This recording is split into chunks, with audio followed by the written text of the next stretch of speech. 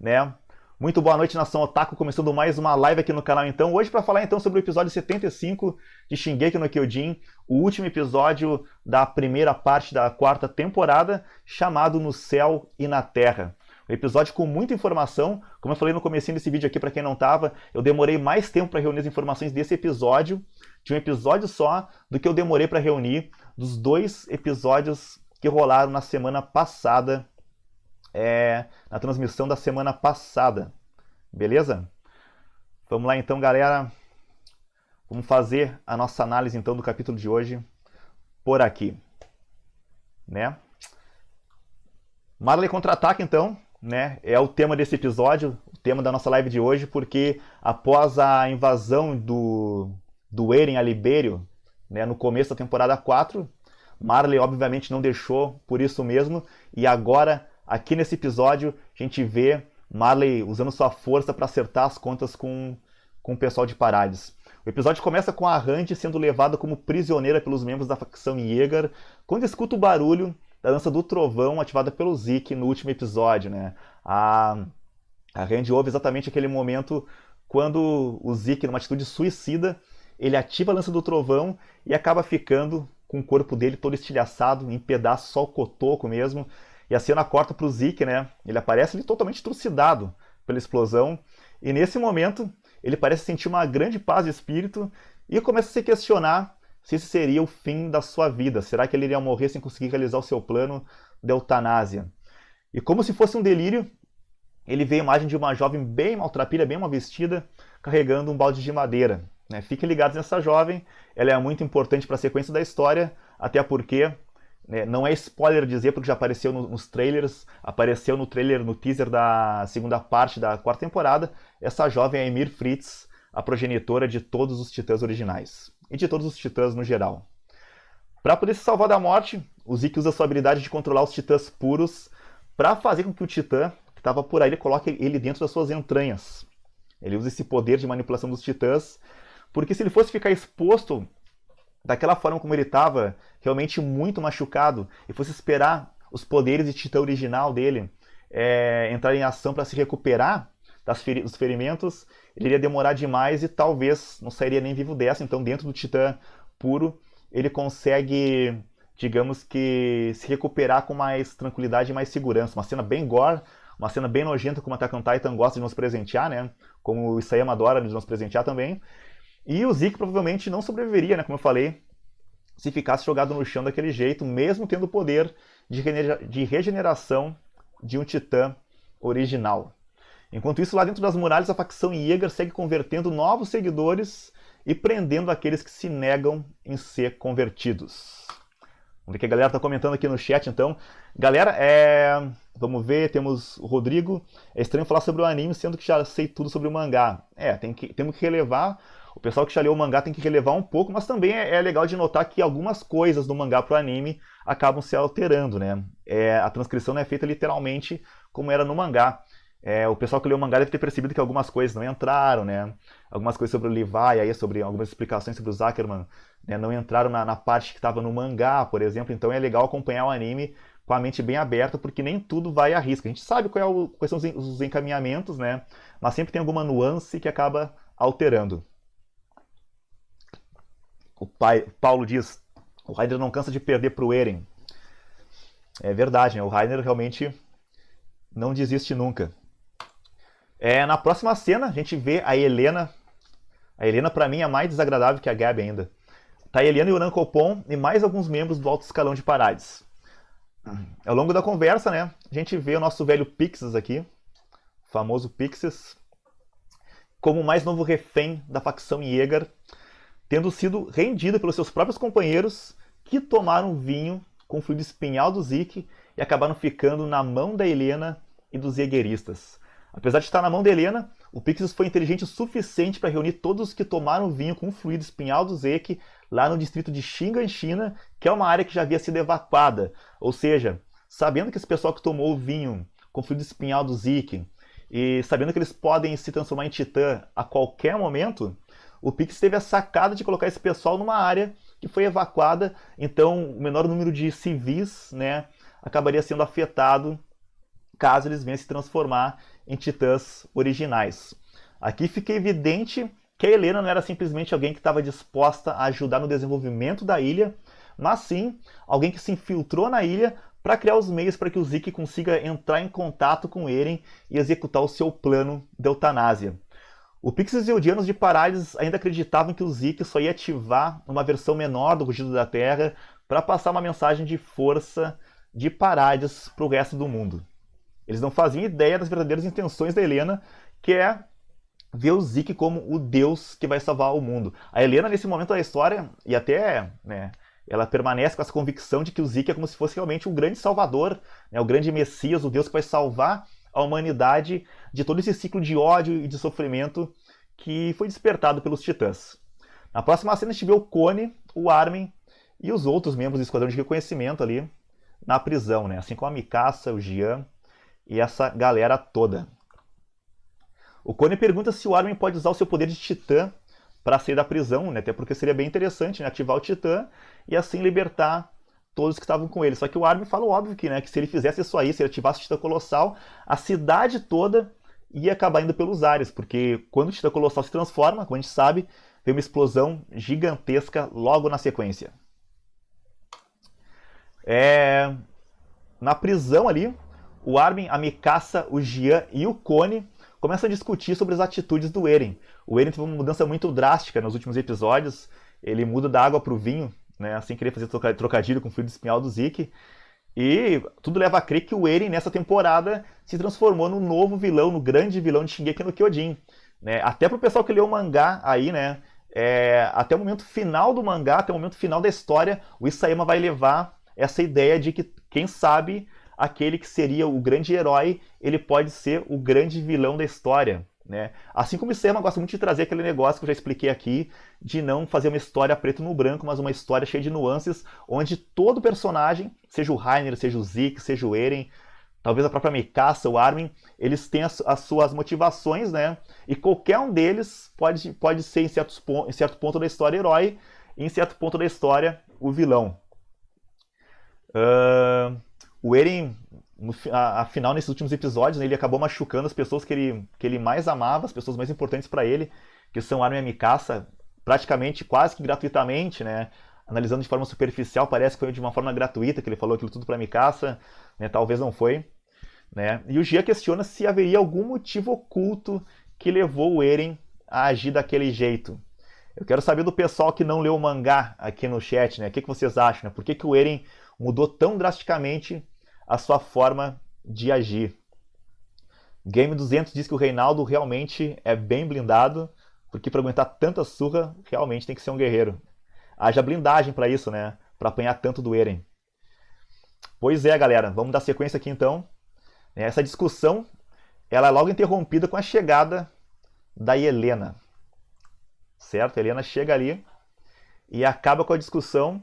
E parece que o Nyankopon também está do lado da Helena. Parece que ele está ciente desse plano da eutanásia do Zeke. Né? Estava por dentro de toda essa jogada que o pessoal que veio de fora para a ilha acabou trazendo, né? Essa aliança com o Zeke.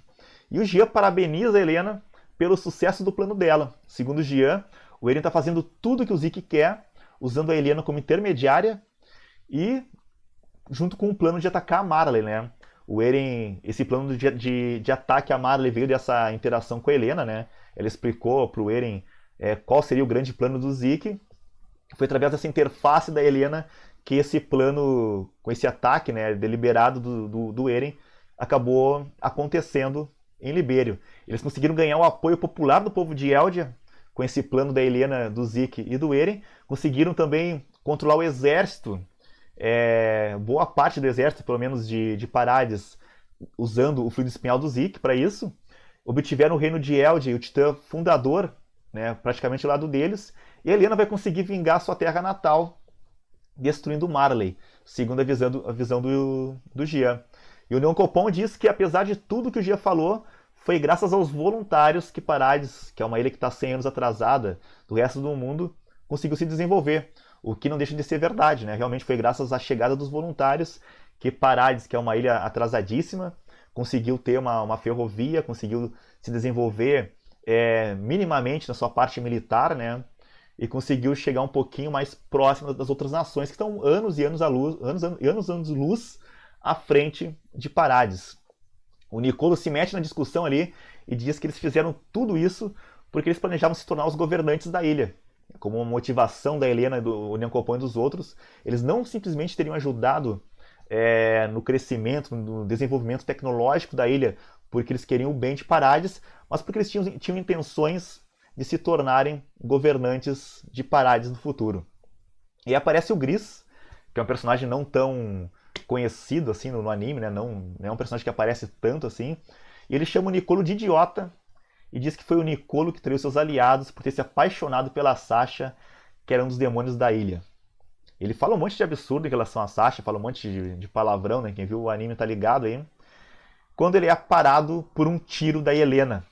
A Helena, totalmente a sangue frio, interfere no discurso do Gris e dá um tiro na cabeça dele, acabando ali mesmo com todo aquele papo de demônio da ilha, todo aquele papo preconceituoso ali, né, e xenofóbico do Gris, é parado por um tiro a queima-roupa, ou melhor, um tiro na cabeça mesmo, dado pela Helena, né? A Helena que se mostra ser totalmente fria, a ponto de eliminar até quem estava junto com ela no seu plano, para demonstrar algo maior, demonstrar talvez que é alguém fiel à causa do Zeke, que é alguém que se preocupa com o pessoal de Parades a ponto de não permitir que alguém chame eles de demônio da ilha.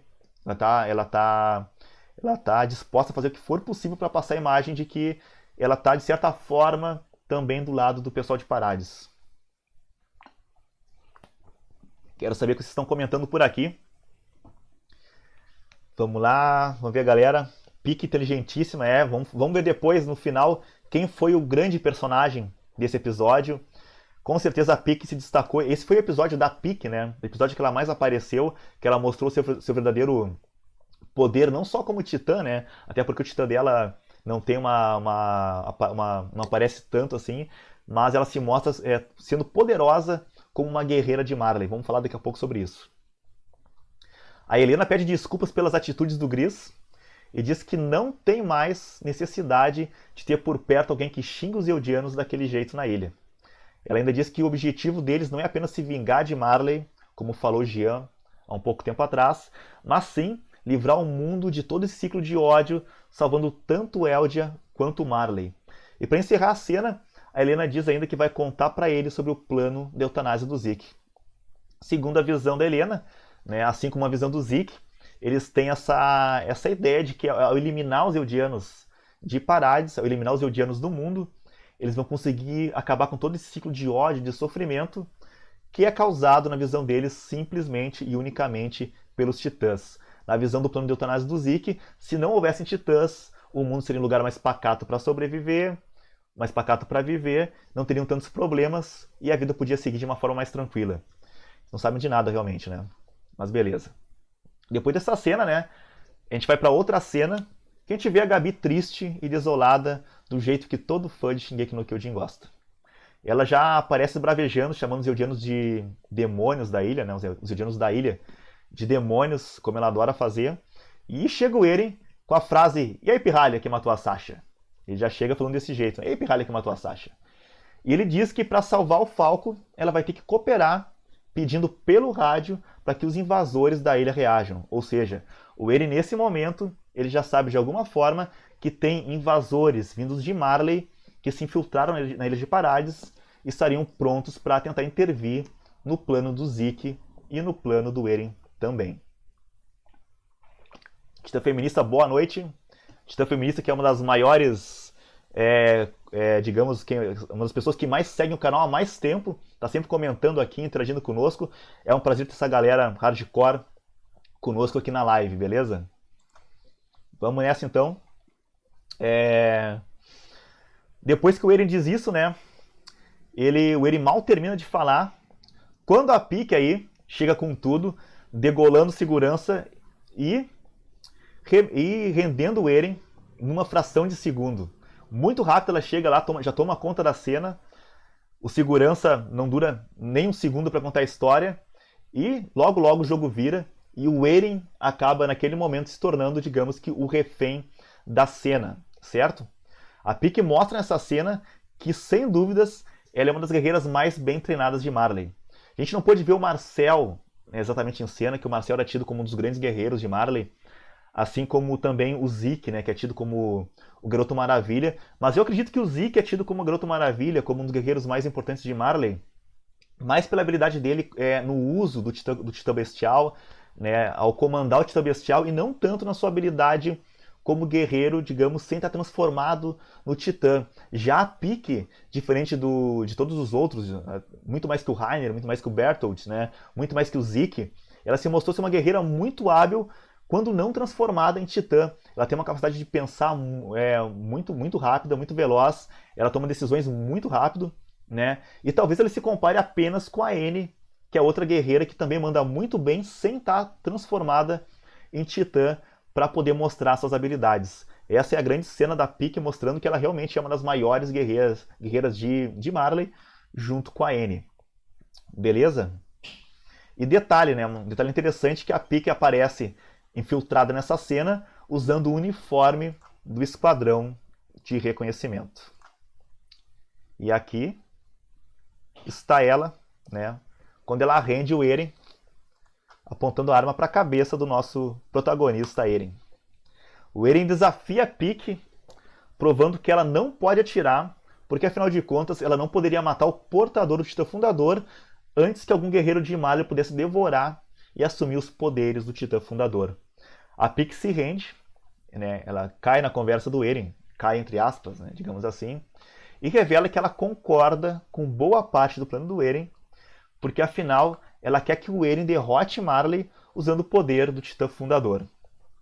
A Pique ela quer que os Eldianos controlados por Marley e pelo resto do mundo sejam libertos. Então ela acredita que o Eren talvez ele consiga dar conta desse recado, ele consiga, digamos que, libertar os Eldianos, né, daquela zona de internamento de Libério, que eles estão presos, né, e digamos que dar uma nova vida para o pessoal, para os Eldianos que estão presos na zona de internamento de Libério.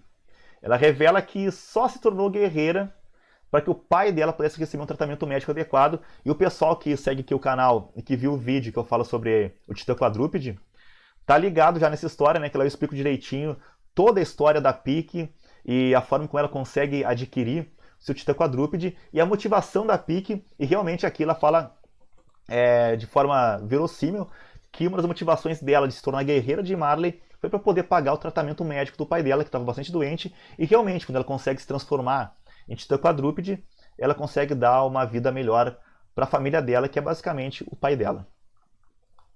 Beleza. Vamos ver como é que tá o pessoal aqui no chat. O Eren está desafiando todo mundo. O Eren está realmente muito metido nessa temporada, né? Desafia todo mundo com um senso de superioridade, parece que ele sabe alguma coisa que o resto do pessoal não sabe, e realmente ele sabe muita coisa que o resto do pessoal não sabe, porque ele aprendeu muita coisa sobre a ciência titã com o Zeke, né? E o Zeke, por sua vez, aprendeu muita coisa da ciência titã com o mentor dele, que foi o Tom Saver. Beleza? E a Pique está disposta, diz ela que está disposta a colaborar com ele com o que for preciso, se o Eren ajudar ela a matar com todos, acabar com a vida de todos em Marley. A Gabi mostra ainda acreditar totalmente naquela lavagem cerebral que ela recebeu em Marley, que se ela for uma guerreira leal a Marley, um dia os Eldianos iriam ter uma vida melhor, talvez um dia poderiam ser libertos, né? Porque no fim das contas todo guerreiro de Marley ele é um Eldiano, porque só os Eldianos podem assumir o controle dos Titãs originais, né? E a Pique, ela entra nessa por causa do pai dela, que precisava de medicação. E todos eles têm uma motivação por trás, né? Que leva eles a entrar, a ser um guerreiro de Marley, porque tem alguma necessidade que só através de se tornar um guerreiro de Marley eles podem realizar, porque a partir do momento que eles se tornam guerreiros, a sua família também vai ter uma vida melhor. Eles não vão ser apenas eldianos, mas vão ser marlianos honorários. E a Gabi acredita que se ela batalhar, se ela der duro, for aprovada como uma guerreira de Marley um dia, a família dela toda vai prosperar, ela vai ter uma vida melhor. E quem sabe um dia os eldianos também vão ter uma vida melhor, exceto os eldianos de Parades, porque para ela e para boa parte da população de Marley, os eldianos de Parades são os demônios da ilha e não merecem nenhum perdão.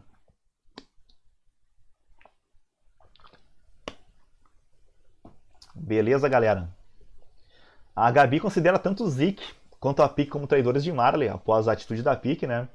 E ela acredita também na propaganda marlena ferozmente, que se forem leais a Marley, um dia Eldia vai ser liberta. A Pique dá um choque de realidade nessa cena na Gabi, ou na Gabi.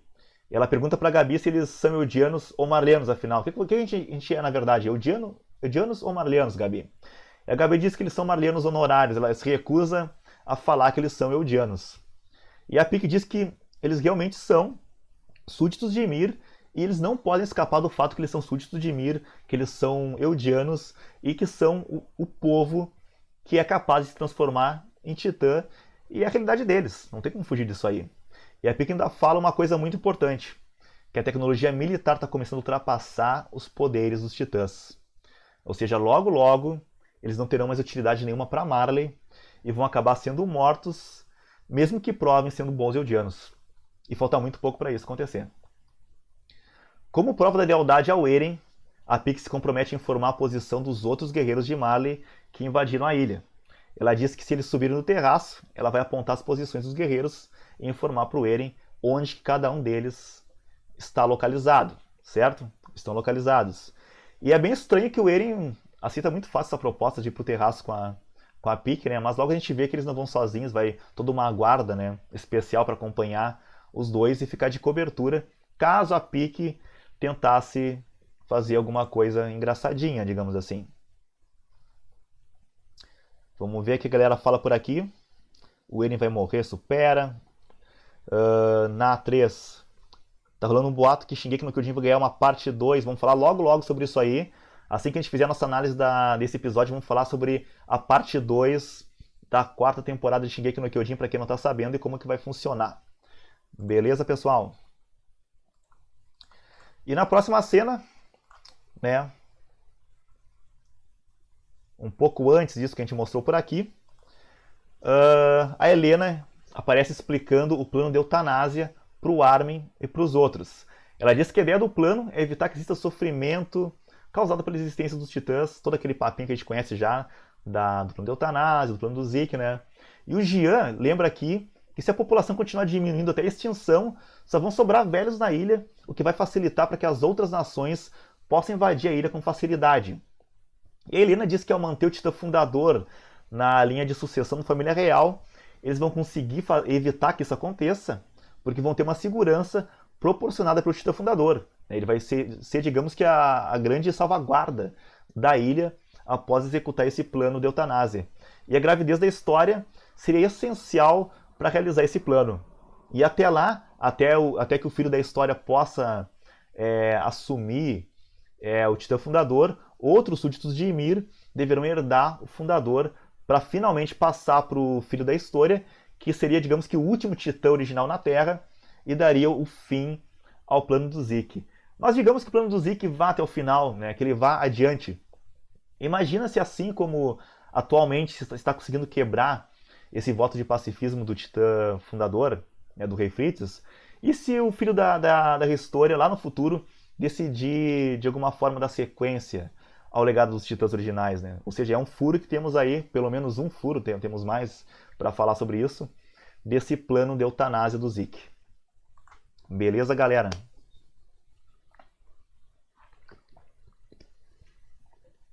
Vamos seguir aqui então. A Helena se emociona ao falar sobre a missão do Zeke e do Eren, de dar esse final, né, nesse ciclo de sofrimento provocado pelos titãs. E para ela, os dois irmãos Yeager vão ser exaltados no futuro por esses feitos através da história, assim como deuses antigos. Realmente uma fanática. Enquanto ela fala isso, o Armin, nosso garoto Armin, começa a chorar e diz que ficou comovido só de saber que existe uma ideia tão nobre como essa. O Armin... Ah, Armin, por favor, né? A gente poderia acabar o episódio sem essa. O Armin, quando a gente quer gostar do Armin, ele acaba nos apresentando um diálogo tão leviano como esse daqui. Logo após essa choradeira do Armin, um soldado aparece dizendo que uma intrusa havia invadido e que essa intrusa é a portadora do Titã Quadrúpede. Isso logo após a Pique ter provavelmente matado alguns soldados, né, até chegar na sala onde estava ali o Eren com a Gabi, certo? E na próxima cena vemos então o Eren subindo pro terraço junto da Pieck, né? A Pieck cheia de simpatia ali sobe pro terraço, abana a galera como se fosse a nova aliada de Parades, né? Que ela se passa nesse momento como a nova aliada de Parades, a pessoa que deixou para trás o seu passado como guerreira de Marley, para conseguir teoricamente executar suas vontades agora que ela é temporariamente, pelo menos, uma aliada do seu antigo rival, Eren Yeager. E o Eren teve a sacada aqui bem inteligente, diga-se de passagem, de algemar a Pieck e a Gabi. Né? Dessa forma, se a Pieck se transformar em Titã, a Gabi já era, vai junto com ela. Né? E como o Eren imagina, né, que a Pieck, se mantiver, digamos, leal a Marley, também se importaria com a vida da Gabi, acaba sendo um plano bem eficaz, né? Caso ela acabe dando contra o seu plano. Eles falam sobre o fato do Falco ter ingerido o fluido espinhal do Zeke, e a Pieck nessa cena se mostra preocupada, ou seja, opa, se ela não está, né, tão preocupada com o Marley, porque ficou tão preocupada assim com o Falco, né? Tem alguma coisa estranha rolando aqui. E a Pieck diz que graças ao fluido espinhal do Zeke, o Eren foi capaz de criar um exército. Ou seja, aparentemente, o Zeke ele consegue manipular os Eldianos que consomem esse fluido espinhal, mesmo que eles não tenham se transformado em titãs. Ou seja, foi dessa forma, teria sido dessa forma que eles conseguiram, digamos que, manipular a mente de uma parcela significativa do exército de Parades, da tropa de exploração, né, desse pessoal, e converter eles para a facção Yeager. Né? O Zeke, então, estaria, digamos que, dominando esse pessoal para botar em prática o seu plano de eutanásia. Certo? O pessoal falando que está travando para alguns está bom. Vamos seguir adiante, que nesse momento não temos muito o que fazer, não posso reiniciar o roteador agora. Caso fique muito ruim, tentem reiniciar o browser de vocês, já que para alguns está bom, né? Vamos seguir lá, pessoal, então. Ao subir no terraço, né, a Helena pergunta se o Eren confia na Pieck, e o Eren diz que ele não confia nela, e ela também não confia nele. O Eren pede para que a Pieck mostre o inimigo, e aqui acontece uma cena que eu achei muito legal nesse episódio. A gente vê aqui também, né, quando a Pieck sobe em direção ao terraço, quem está lá embaixo, lá espiando, né, misturado, infiltrado, junto com o exército de Parades, temos o nosso Titã Mandíbula ali, um Galhard, Porco Galhard, à espreita, pronto para colocar em execução o plano de Marley. Aqui temos a Pieck, e aqui temos a cena em que aparece a Pieck no terraço com a Gabi, e o Eren junto deles. E quando ele pergunta onde é que está o inimigo, a Pieck aponta para o Eren. Aqui está uma cena que eu achei muito legal, muito bem sacado por parte do seu Isayama, né? Que é uma cena que vem lá do mangá.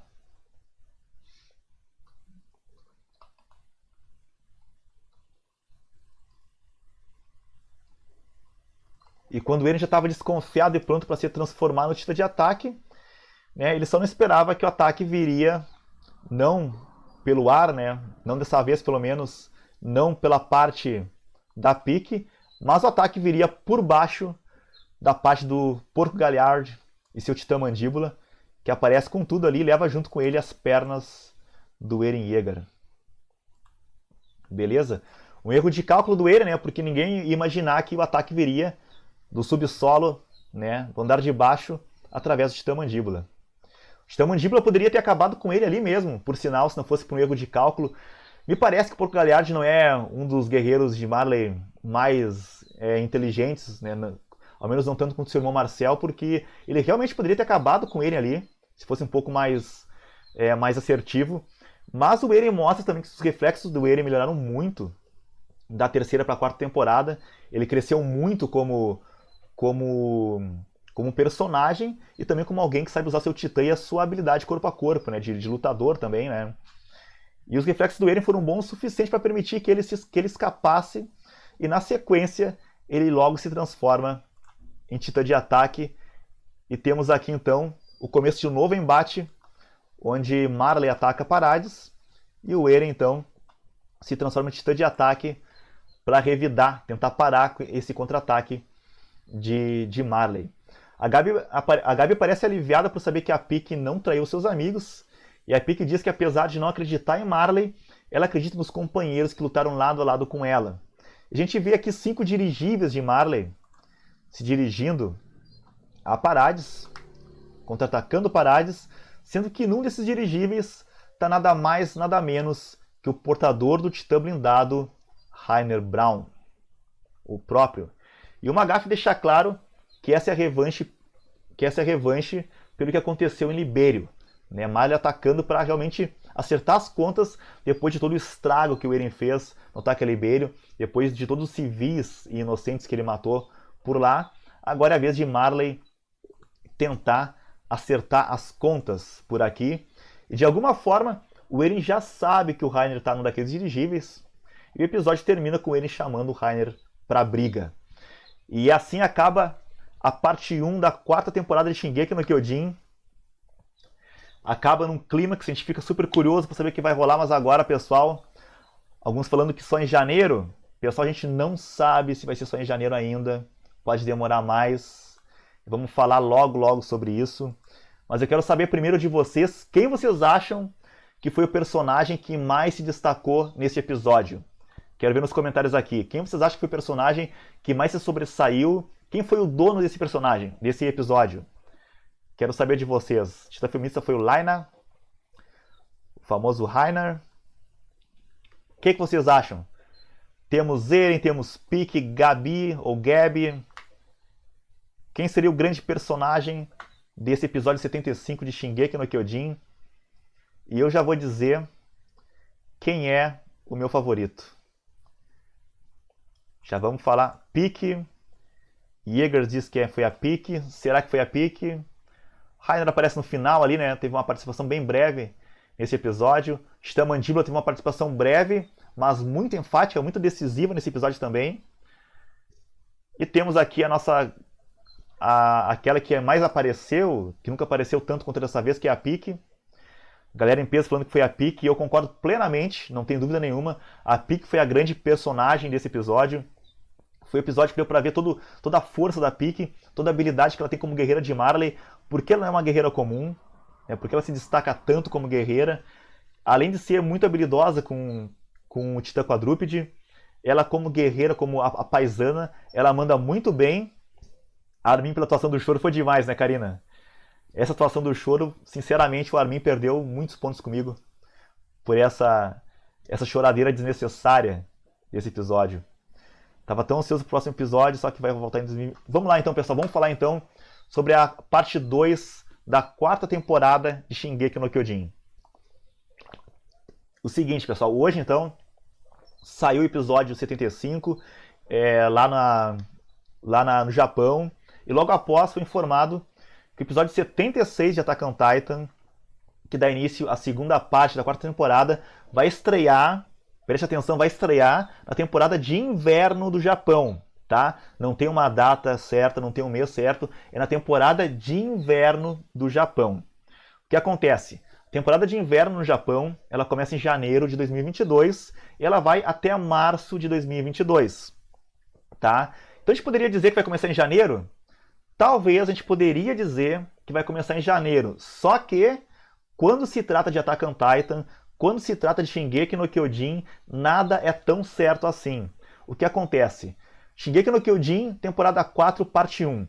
Foi anunciado para estrear na temporada de outono de 2021. A temporada de outono vai entre setembro e dezembro, tá? Só que acontece, estreou em setembro? Não. Estreou em outubro? Não. Foi estrear só em dezembro. Então o que acontece? A parte 2 da 4ª temporada de Shingeki no Kyojin pode estrear em janeiro, fevereiro ou até em março. Ou seja, a gente pode esperar um bom tempo ainda para poder ver a temporada nova, né? A segunda parte da nova temporada. A gente pode esperar inclusive um ano ainda para poder ver a segunda parte da nova temporada. Ou seja, chega a ser uma lástima para quem é fã, para quem acompanha só anime, porque realmente é tempo demais para esperar a conclusão do que rolou hoje no episódio 75, mas quando se fala em Attack on Titan tem que ter paciência, até porque, vamos ser honestos, as produtoras querem segurar ao máximo para tirar o máximo possível de receita também de Shingeki no Kyojin, que é um fenômeno, né, dos animes, já é um anime clássico antes mesmo de ter acabado, já é um anime que a gente pode considerar como um clássico dos animes, E a novidade aqui vai para aquela polêmica se haveria um filme de Shingeki no Kyojin, assim como foi com Kimetsu no Yaiba, ou se seria como série animada, né? Como a gente vinha vindo até então. Então essa dúvida acabou, não vai ter filme de Shingeki no Kyojin para concluir a temporada 4, vai ser um anime, até porque uma série em anime, mas nada impede que depois que acabar a série venha ter um filme de Shingeki no Kyojin.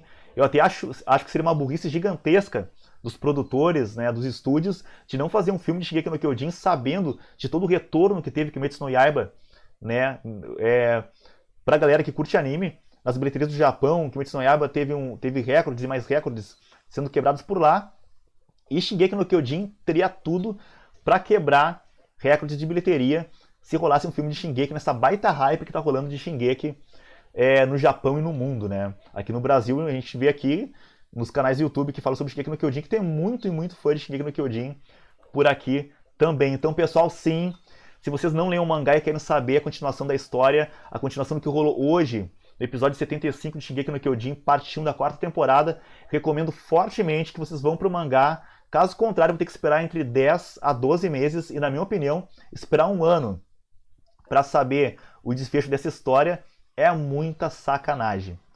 Como falou a Tita Feminista ali, Shingeki em stop motion é quase isso. É uma demora brutal, não sei porquê, né? Não sei se houve algum problema no estúdio para conseguir dar conta da produção, mas a verdade é que é uma demora realmente brutal. E outra, pessoal, o que acontece é que o estúdio e os sites de divulgação especializados em anime, em Shingeki no Kyojin, eles não estão se referindo à última temporada, a parte 2, como a parte 2 da temporada 4.